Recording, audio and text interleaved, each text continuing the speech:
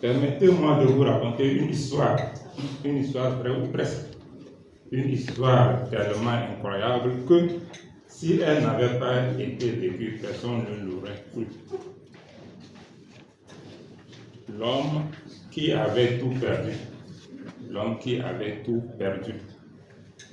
Il y a quelques années, dans une petite ville où tout le monde se connaissait, vivait un jeune homme. Un homme avec un rêve. Un rêve simple. Réussir avec un impact. Devenir un leader. Sauf que la vie avait décidé de lui montrer un chemin différent. En une même semaine, il avait perdu son emploi. Ses économies, la confiance de son entourage. On racontait même que certains disaient il n'irait jamais loin. Certains ne sont pas faits pour réussir, mais ce que personne ne savait, c'est que cette chute n'était pas une fin, c'était un test. Le vieil homme et les 5 doigts. J'espère que vous me suivez.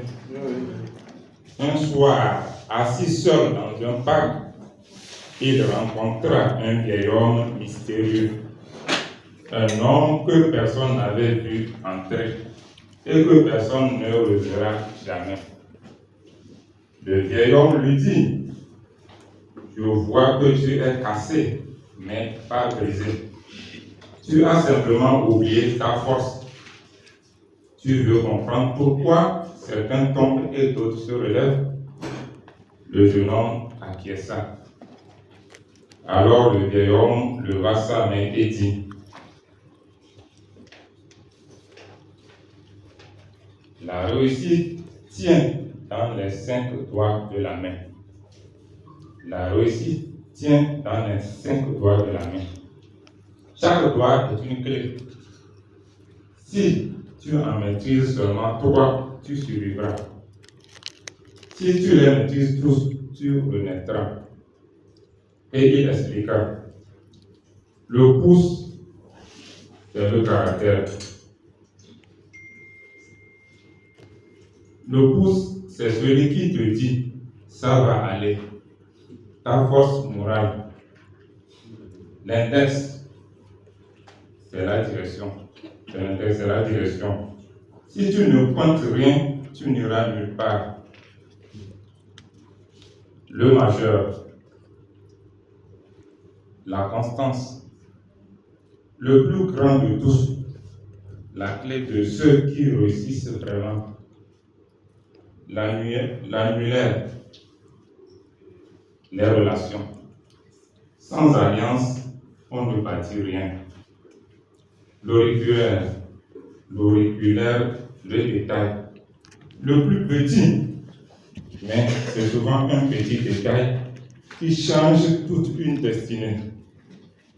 Puis il ajouta, ta vie changera le jour où tu comprendras que ta main n'est pas faite pour mendier, mais pour bâtir. La transformation. Le jeune homme rentre chez lui, transformé, et pour la première fois depuis longtemps, il reprit en main son avenir. Il décida d'appliquer son caractère, de redéfinir sa direction, de devenir constant, de créer des alliances et de maîtriser les détails. Quand quelque chose d'inexplicable se produisit. Des portes qu'il croyait fermées s'ouvrirent. Des personnes qu'il pensait.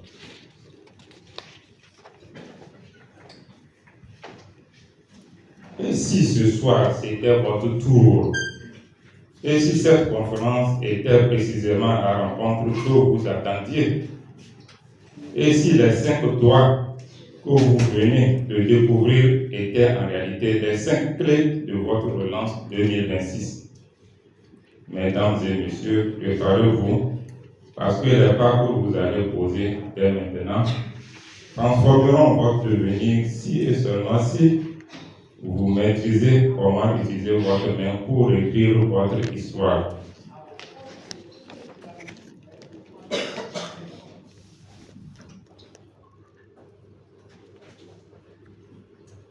Mesdames et messieurs, Leader Forever, ensemble avec toute notre énergie, à vos marques, prêts à suivre un des leaders qui maîtrise ces 5 voies et qui va vous montrer comment relancer votre vie, votre business et votre impact en 2026.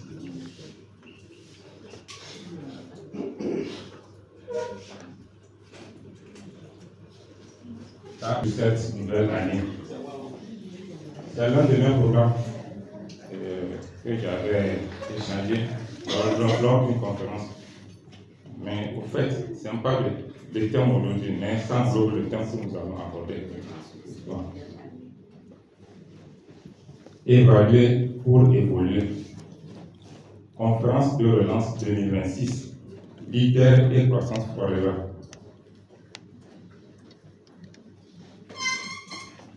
Nous sommes en 2025.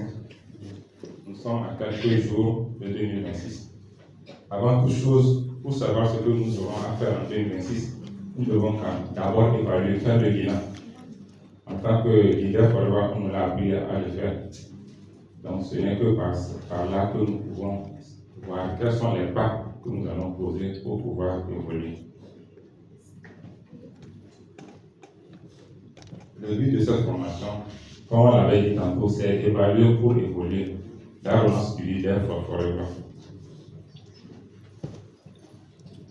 Si nous voulons définir ce qu'on appelle, nous sommes dans une nouvelle année.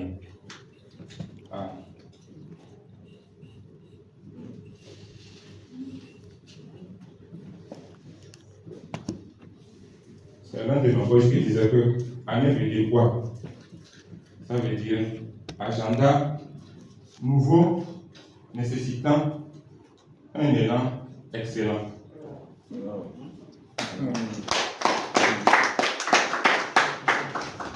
Agenda nouveau, nécessitant un élan excellent. Donc, à chaque année, nous devons tenter notre défi. C'est très important. Puisque la vie, il ne suffit pas de vivre comme les autres. Nous devons faire une différence. Et qu'est-ce qu'on entend par vie?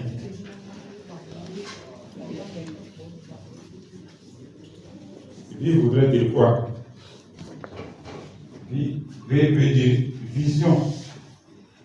Avant toute chose, nous devons avoir une vision. Quel genre de vision?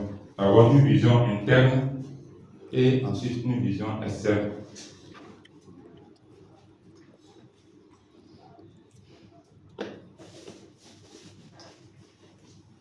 Avant d'aller dans les objectifs, je reviendrai à la fin pour ça. Nous allons évoluer.